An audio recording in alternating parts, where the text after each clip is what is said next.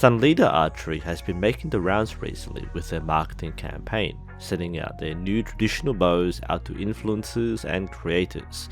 To make things a little confusing, there are actually two bows in the same line, the Royal X8 longbow, which I've reviewed here, and the Royal X8 traditional one-piece recurve, which is what I'll be featuring in this video. These two bows are marketed to both new recreational archers as well as serious traditional shooters and bow hunters. However, the fact that it comes in a very affordable kit makes it more appealing for first time buyers. And there's a lot to like. The accessories are the same as a longbow kit, so I'll go through them quickly. The entire package comes in a canvas carry bag. This is a really nice plus, as most bows tend to come by themselves or with a bow sock. This is a nice alternative when transporting the bow. I didn't have the same durability issues with this one, and the width of the case, due to the shape of the recurve bow, also means it's easier to store other items inside. The kit as standard comes with the basic bow stringer for safe assembly of the bow. It also comes with the extra large arm guard, the one that covers the inside of the elbow as well as the forearm. Again, this is something which beginners might want, though experienced archers might find this to be too large and inconvenient to use. Next is the shooting glove. This one's made from a mesh fabric with synthetic leather fingertips. I do personally like this glove. I think this is the best part of the kit. It's a very useful, functional glove. That said, this particular one fits me almost perfectly with my medium hands.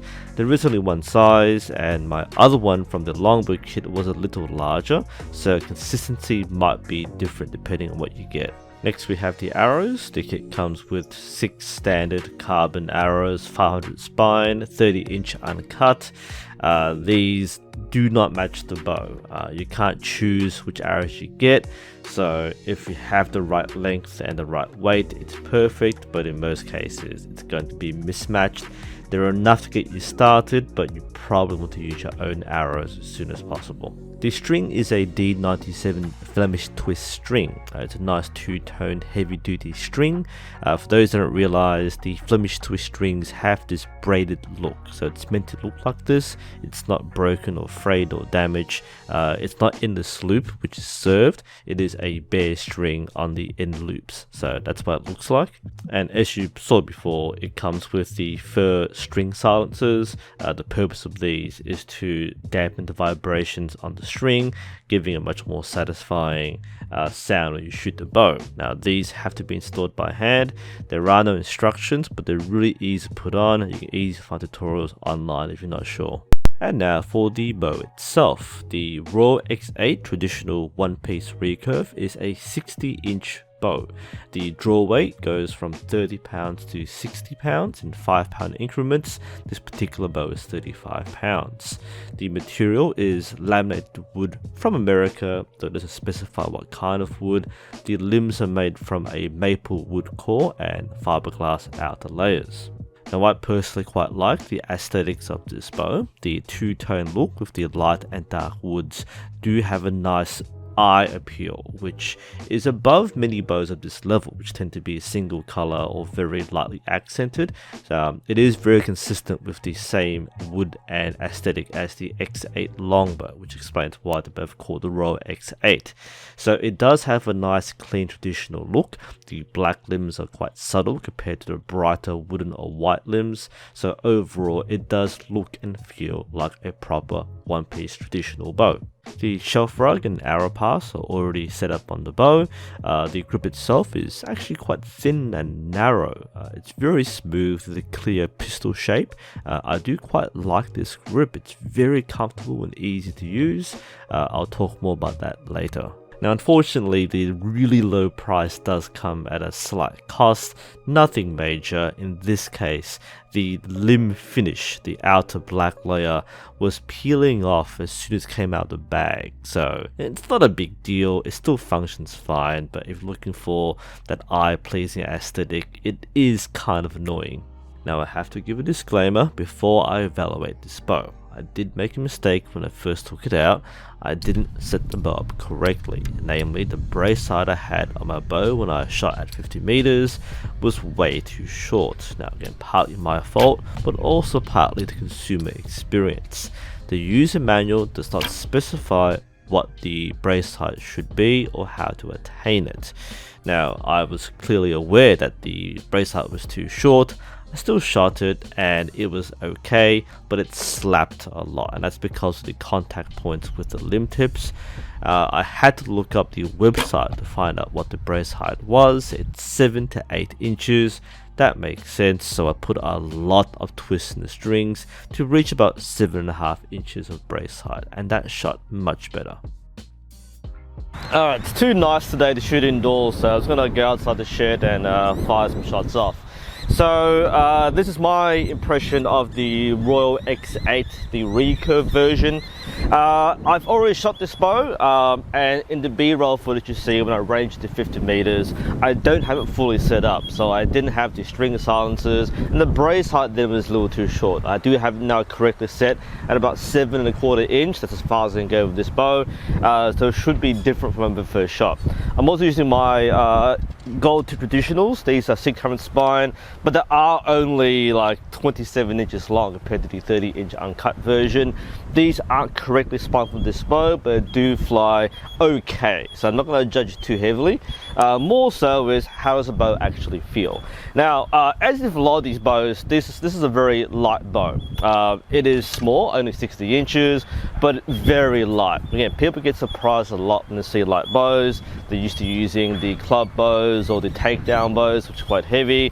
The one-piece bows tend to be light, and this is no exception, very light in the hand. I do like this smooth grip. Again, the hand wants to follow the contours and it hits the right spot. The grip is a little small. Now, I've got smallish medium hands and I find it okay, although some people might find it to be a little tight fit, especially with the shelf back over here. But it does have a nice pistol shaped grip. I do find a nice comfortable purchase with my hand, so it feels comfortable already. It is very easy to maneuver. I find it easy to tilt up and knock.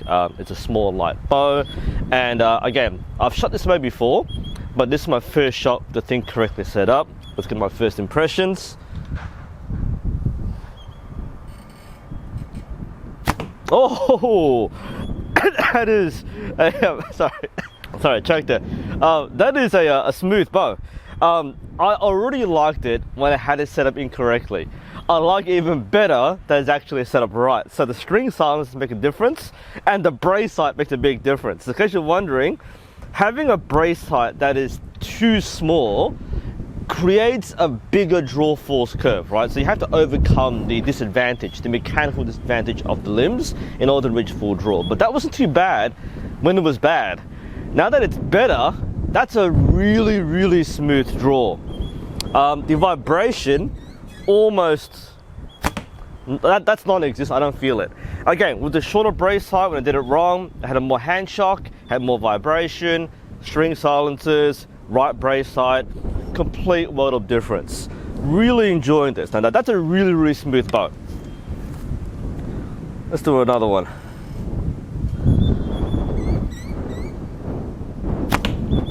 And another one. Oh, this is fun. This is legitimately fun.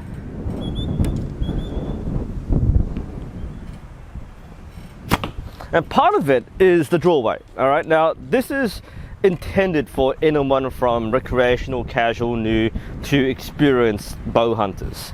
That said, I really wouldn't recommend you buy a heavier version of this bow to begin with. If you're new to archery, don't go above 30 pounds. This is 35, which is about 33 on my draw length, and it's a pleasure to shoot. That's so much fun. And with good, appropriate draw weight, you train good form, which means good back tension, good control, and consistent shooting. That's excellent.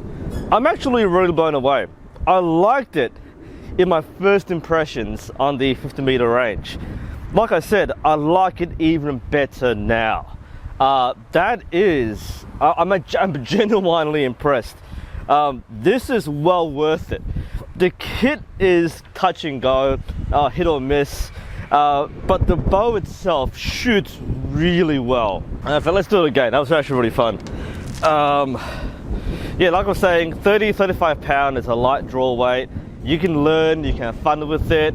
Once you get past 45 pounds, 50, up to 60, it gets pretty serious. You need proper form, proper training. So if you're hunting, eventually you get there. But I'm approaching this from a recreational archer, and this is immense fun. That's run the spider. I mean, I'm shooting 5 meters. This isn't like marksmanship, but it's so smooth. Like, this is like a workhorse of a bow, right? This is where, like, how do I explain differences in bows? This is always a dilemma when doing bow reviews. What's the difference here?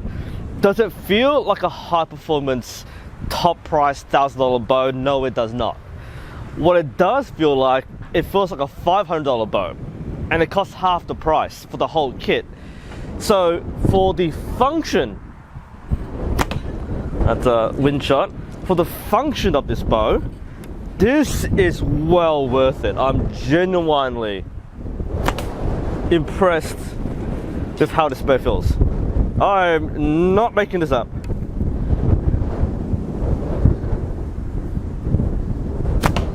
Because there are bows, I mean, I've got a lot of bows. You can probably tell by now. There are bows which I'll take out for special occasions. Bows which really look good, feel luxurious, and I only use special occasions. But there are bows like this which I'll take out and use every single day because they're not like big investments. And I think that's really the target market for this kind of bow, is someone who doesn't want to spend, you know, $800, $1,000 on a bow. Someone who spend like less than 500, less, even better. And that does present some limited options in what you can buy that is quality. You can go really cheap and buy some really cheap one-piece bows which don't shoot very well. This one has that price tag, but the bow is actually really, really pleasant. I like it. Now, as someone who prefers like 40 or 45 pound bows, I can only imagine what the 45 or 50 pound bow version feels like. But the 35 version, like I said, is very beginner friendly. Oh, that is so light. If I were to like summarize how this feels, it's light and smooth. Those are very good qualities for a bow design. Light and smooth. Oops, that's the wind.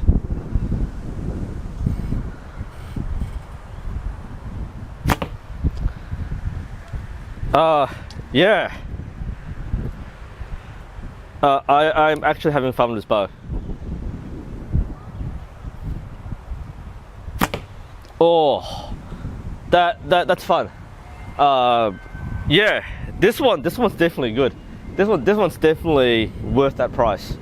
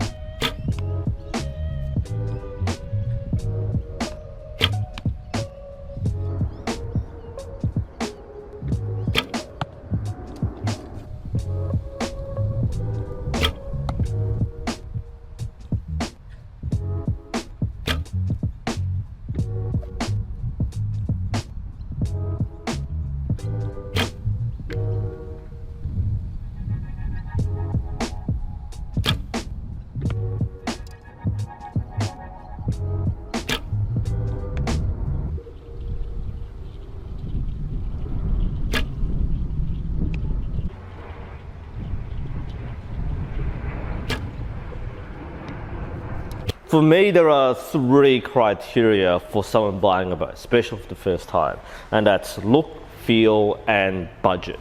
Budget, unmatched. This is what Sanlida has been really good at over the last few years, is pushing out good quality products for about a tier or half a tier below in price. So this shoots above what it will cost. So you can't match this price, and this comes as a whole kit. If you can buy the bow by itself, even better. A lot of the kit, some things are really good, like the glove I found was really good. In this particular case, the consistency might be a little questionable, but the bow itself is undoubtedly a very good bow. Apart from some of the finishing problems, like we said on the bottom limb, the bow itself looks fine, feels very smooth. Again, you'll find with some of the cheaper bows that the finish and the curves might not be very well rounded. This is not obtrusive in any way. You just want to hold it. It feels warm to the touch, has a very pleasing look. It goes beyond the typical single color wooden design and finish which many cheap bows have. The two-tone look looks really nice. And like I said, it actually shoots above what the cost is. So that I'm not making this up. I'm genuinely impressed with how it shoots. This may be a go-to fun bow for me. I shoot a lot of high-performance, heavy-duty, top-end bows, which I buy from various places. But this one is definitely a safe buy. And something which, if you're new to archery or want to try like one-piece traditional archery, definitely worth it. If you're thinking about doing like hunting or field shooting, you might get a heavier version of this. But I'm coming in from the consumer perspective. This is a worthwhile bow. So I really enjoyed this. If I had to pick between the 2 Royal X8s, the longbow and the recurve, I actually like this better. It just feels smoother to shoot than the longbow. The longbow is really fun too. The longbow has a different look and feel to it, which is much more traditional, I guess. Nice thick grip. This one I like better because it's smaller and sleeker, but that's a personal preference. Both bows end up shooting very, very well. I like this better because there's, ironically, less fluffing around. It's just that the grip is smooth. I don't have to worry about the leather grip, which might wear out or kind of be bulky. I just like this look and feel better. But that's personal preference. Anyway, I hope you found this review interesting and helpful. Thank you all for watching, and hopefully we'll see you next time.